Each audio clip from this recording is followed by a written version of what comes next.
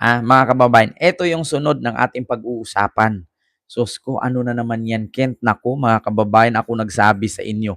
Yung sunod na ating pag-uusapan, mga kababayan, ay magugulat po kayo dito. Si Harry Roque. Nako, ano naman yan kay Harry Roque? Naku po, mga kababayan, Diyos ko. Kung naalala nyo po, kamakailan lang, nakaraang siguro mga 1 week na nakalipas, 1 linggong nakalipas, meron pong kumakalat mga kababayan na si Harry Roque ay ang aasawa daw niya ay patay na at ang nakatatak sa kanyang status, sa kanyang social media account or Facebook ay byudo na daw siya o balo. Byudo. Balo, sa madaling salita, widow. So kaya naman pala, mga kababayan, nilagay niya doon na balo siya kasi siguro naghiwalay sila ng asawa niya or di kaya patay na ang tingin niya sa kanyang asawa dahil mga kababayan, ito po yung kumakalat ngayon na si Harry Roque pala mga kababayan ay merong ka-live-in na afam, disco. Hindi lang ito, kuan mga kababayan hindi lang ito wasak ang bahay-ari ni Roque, kundi pati ang kanyang katawan ay winawasiwas. Ewan ko kung paano, kaya pala mga kababayan, hindi ako naniniwala na ang tuhod ni Harry Roque ay nabulok dahil sa diabetes. Hindi. Nabulok sa kakaluhod, sa kakatsupa. Ikaw ba naman mga kababayan? Ayan o. Harry Roque. Ayan o. Kita mo yan? Merong kalibin na apam. Kita nyo? Apam yan Hindi tayo nagsisinungaling dito. Lahat naman ang sinasabi natin may pruweba. Ngayon, anong ginagawa nung apam niya dyan sa likod? Huwag niyong sabihin na nasa hotel siya nakatira. Hindi naman makapag-book ng hotel yan si Harry Roque. Kaya wala namang ID yan. Confiscated naman yung passport niya. Naka-block na. Kita nyo, akala ninyo si Harry Roque kaya pala everyday blooming. Apam. May kalib-in na apam. Taga-prepare ng kape. Nako, hindi lang wasak ang bahay sinapupunan ni Roque dito, kundi iwawasiwas. Biruin mo yung titi ng mga taga Vienna, Austria. Oo, kaya nga merong binabansagan na Vienna sausage, yung titi niyan, Diyos ko, parang siko ng sanggol. Alam mo naman siko ng sanggol na tag 8 inches to 9 inches, 14 pa nga, parang roller. Oo, nakapag kayan ay pinasok mo hanggang sikmura yan, luluwa ka talaga dyan. Oo, nung unang pasok niyan, hugot, tas ipasok ulit, nako, sabi ko nga sa inyo, lala. Mapapaulala sa titi niya.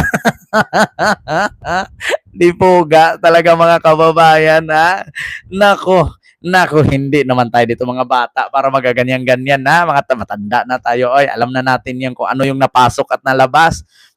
Nako. Eto mga kababayan, hindi lang bahay sinapupunan, wasak kay Roque, pati iwawasiwas yan. Kaya nga nabulok yung tuhod mapapaulala.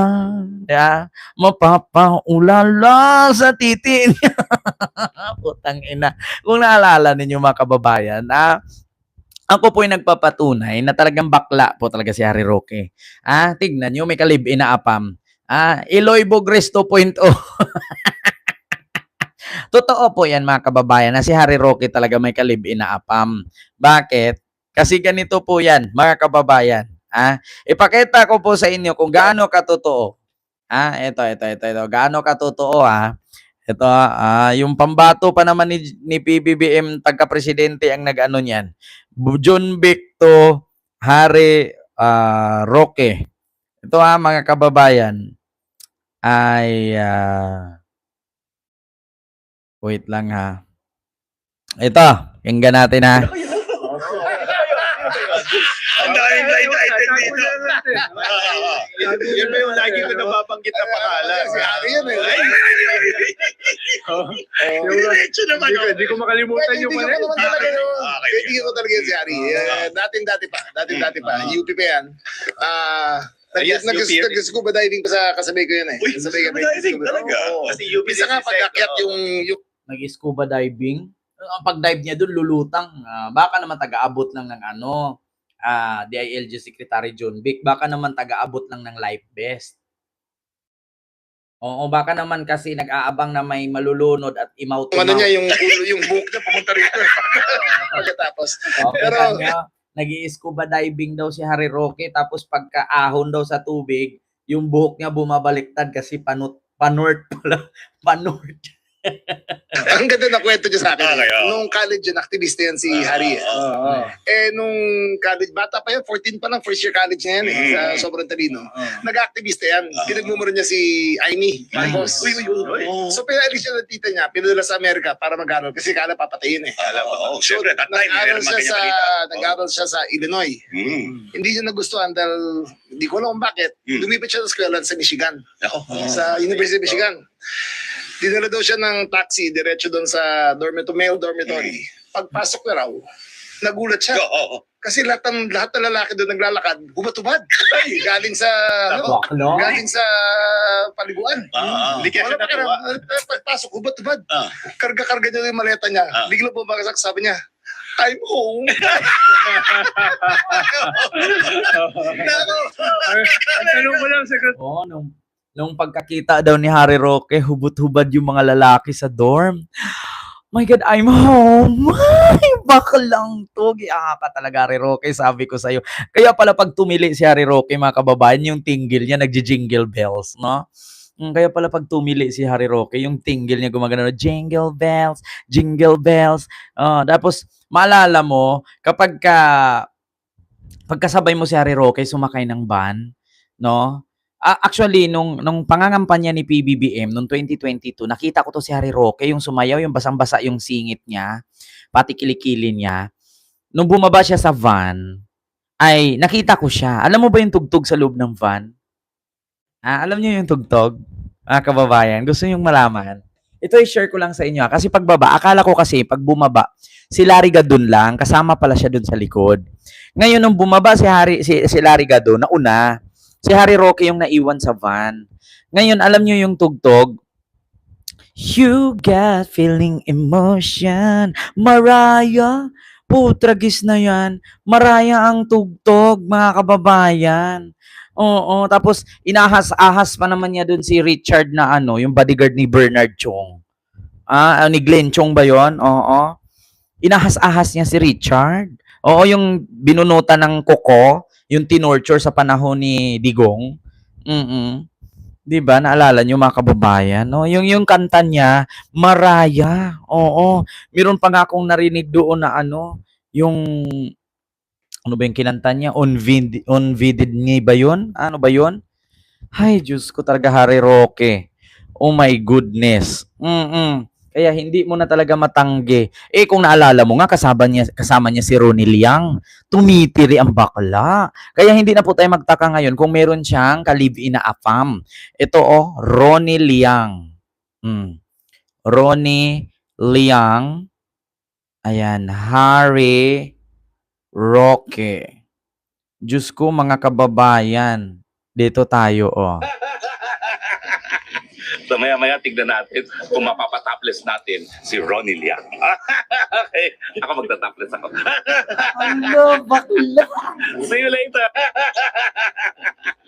So maya-maya tignan natin kung mapapatopless natin si Ronnie Liang. Okay, ako magtatopless ako. See you later. Bakla. So maya-maya tignan natin kung mapapatopless natin si Ronnie Liang. Okay. So mamaya tignan natin kung mapapatopless natin si Ronnie Liang. Pangit tumawa eh.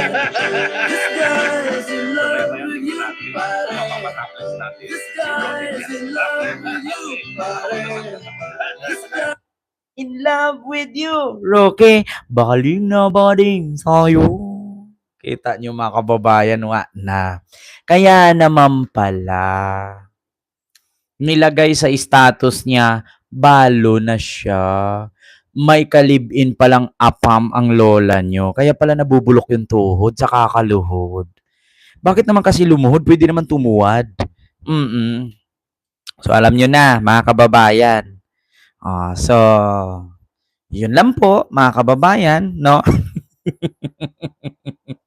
At hindi po natin pwedeng pahabaan, mga kababayan, kasi alam ko po na syempre, 10 oras na at alam nyo naman kapag mga senior ay natutulog na, alam nyo naman na kapag ka-senior ay yung kunting kaluskos nga lang ng Si Lupin ay nagigising na. Ultimo nga apak ng ipis ay nararamdaman.